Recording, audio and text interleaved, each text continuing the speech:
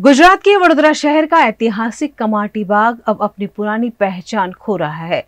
ऐसे में लोगों में फिर एक बार कमाटी बाग का आकर्षण जगाने के उद्देश्य से एक खास पहल की गई है। अब बस कुछ ही दिनों में दिवाली आने वाली है और दिवाली के इस खास अवसर पर वडोदरा शहर के वासियों को कमाटी बाग की तरफ से एक खास तोहफा मिलने वाला है। जी हाँ, कमाटी बाग में एक नया मेहमान आने वाला है जो वडोदरा शहर के वासियों के लिए एक नया आकर्षण बनकर उभरेगा, जो कि है नासिक से लाए गए दो बाघों की नई जोड़ी, जिसे 900 किलोमीटर की लंबी यात्रा कर वडोदरा शहर में लाया गया है। कमाटी बाग जू के डायरेक्टर डॉक्टर प्रत्युष पाटंकर और उनकी टीम ने बाघों को इधर सफलतापूर्ण लाने में 3 साल की कड़ी मेहनत की है, जो अपने आप में ही एक बहुत बड़ी बात है। ये बाघों की जो उम्र है वो महज ती ये बाघों की जो उम्र है वो महज 4 से 5 साल की बताई जा रही है और फिलहाल उन्हें 30 से 45 दिनों के लिए क्वारंटाइन में रखा गया है, ताकि ये सुनिश्चित कर लिया जाए कि उनका जो स्वास्थ्य है वो अच्छा रहे और दिवाली के बाद लोग इन्हें आकर देख सकें। और आपको ये भी बता दें कि ये जो बाघों का तोहफा है वो वडोदरा को सरकारी पशु विनिमय कार्यक्रम के तहत मिला है और इसके बदले में नासिक के चिड़ियाघर को 17 पक्षियों का भेंट दिया गया है वडोदरा के द्वारा। तो आने वाले दिनों में वडोदरा वासियों के लिए ये एक अद्भुत आकर्षण बनेगा, जब वो इन खूबसूरत जानवरों को पास से देख पाएंगे और उनका आनंद उठा पाएंगे। इस वक्त हमारे साथ मौजूद हैं कमाटी बाग जू के डायरेक्टर डॉक्टर प्रत्युष पाटंकर जी। तो आइए जानते हैं उनसे कि इन बाघों के सफर के बारे में और इसके पीछे की क्या कहानी है। अभी उनके देखभाल के लिए क्या कोई नई टीम तैयार की जा रही है? जी नहीं, हमारी जो बाघों के साथ काम करने वाली हमारी एक्सपीरियंस जो टीम है, वही उनकी देखभाल करेंगे। और अभी जैसे कि इन नए बाघों को आप अपने ज़ू में लेकर आ रहे हैं, तो लोगों की क्या प्रतिक्रिया आप एक्सपेक्ट कर रहे हैं? वो तो अब जब हम लोगों को दिखाएंगे तभी पता चलेगा और मैं आशा रखता हूँ कि लोगों को नए बाघ देखने में आनंद ज़रूर आएगा।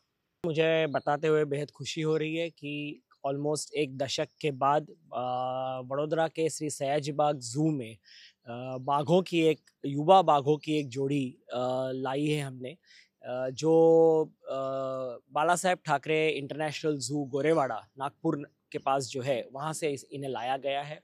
इसके पीछे की कहानी तो यही है कि हमारे पास बाघों की एक जोड़ी है जिनकी अब उम्र हो चुकी है काफ़ी। वो अपने वृद्धावस्था में है, दोनों के दोनों बाघ अपनी वृद्धावस्था में है और पब्लिक उसे देख सकती है। लेकिन हमारे भूतकाल के हमारे काफ़ी जो प्रयत्न थे इन बाघों को इकट्ठा रख के इनसे बच्चे हों, ऐसा हमने कई बार कोशिश करी, लेकिन हमारी कोशिश को चाहिए वैसी सफलता मिली नहीं और दोनों बाघों के बीच में कभी अच्छे संबंध बन नहीं पाए। कंपैटिबिलिटी इश्यूज जो आजकल ह्यूमंस में बहुत कहा जाता है, इंसानों में जो बहुत चीज़ होती है, ये कभी कभार जानवरों में भी पाई जाती है।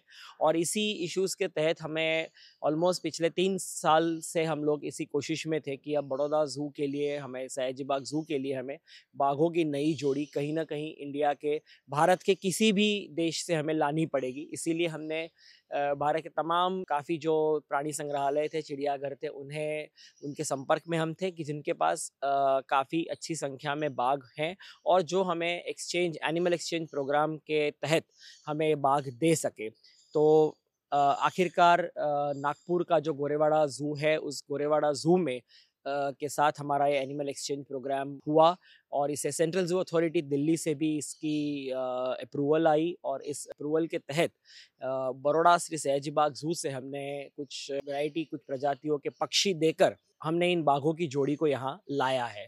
ये दोनों नर और मादा बाघ जो है काफ़ी युवा उम्र के हैं। दोनों की उम्र 4 से 5 साल बताई जा रही है। दोनों वाइल्ड जीन पूल है, बहुत ही अच्छे यंग एनिमल है और हम आशा रखते हैं कि भविष्य में इनमें अच्छे संबंध बनेंगे और हमारे यहाँ पे भी बाघों का ब्रीडिंग हो, ऐसी हमारी पूरी कोशिश रहेगी। फिलहाल ये जो बाघ है हमारे नियम अनुसार ये अभी क्वारंटाइन पीरियड में है, क्योंकि नई जगह पे एक्लेमेटाइज और एडजस्ट होने में जो इनको थोड़ा समय लगेगा।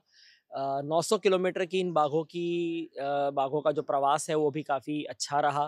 हम लोग 24 घंटा कंटिन्यूअस प्रवास करते हुए हम यहाँ बड़ौदा पहुँचे नासिक से। बड़ौदा पहुँच के हमने इन बाघों को इनके जो तय किए नियत पिंजरों में हमने रखा। 2 दिन तक हमने उन्हें वहाँ रखा और इन्होंने आते से ही अच्छी तरह से खाना और पानी दोनों एक्सेप्ट कर लिया। कल से हमने इन बाघों को, जो इनके क्राल केज कहते हैं, वी कॉल देम, जो क्राल केज है छोटे पिंजरे बाहर के, उनमें हमें इन्हें छोड़ना शुरू किया है। और अपनी नई जगह से, नए घर के साथ ये दोनों बाघ अब धीरे धीरे परिचित हो रहे हैं। और बड़ौदा शहर के वासी इन बाघों को कब से देख पाएंगे?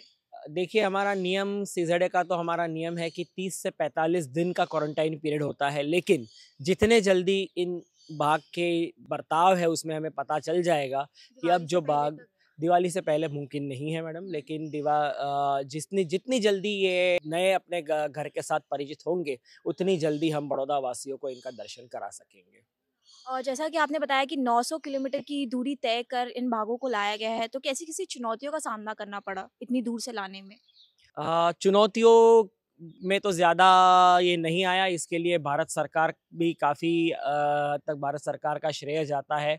जो मुंबई नागपुर समृद्धि महामार्ग जो बना है, उसके ऊपर हमारी करीब 2/3 जर्नी हमारी उसके ऊपर अच्छे से कवर हो गई। बस थोड़ी बहुत 1-2 जगह पे जो हमारे बारिश का मौसम हाल ही गया है, कहीं-कहीं पे थोड़े बहुत सड़कें ख़राब हैं थोड़ी बहुत, और गुजरात से महाराष्ट्र में क्रॉस करने में हमें कहीं पे पहाड़ी घाट थोड़ा पार करना पड़ता है।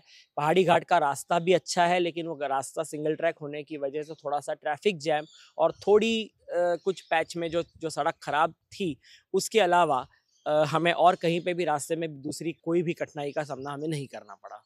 और इन बाघों का नामकरण कब होगा और कैसे तय किया जाएगा इनका नाम?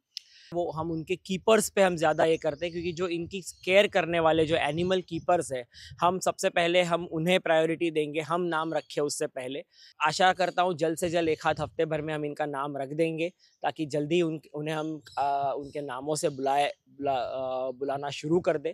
तो इसका पहला चांस है वो मैं मेरे कीपर्स को दूंगा, और हमारे कीपर्स में से अगर किसी ने अच्छे नाम सजेस्ट किए तो हम पहले उन्हीं को रखेंगे।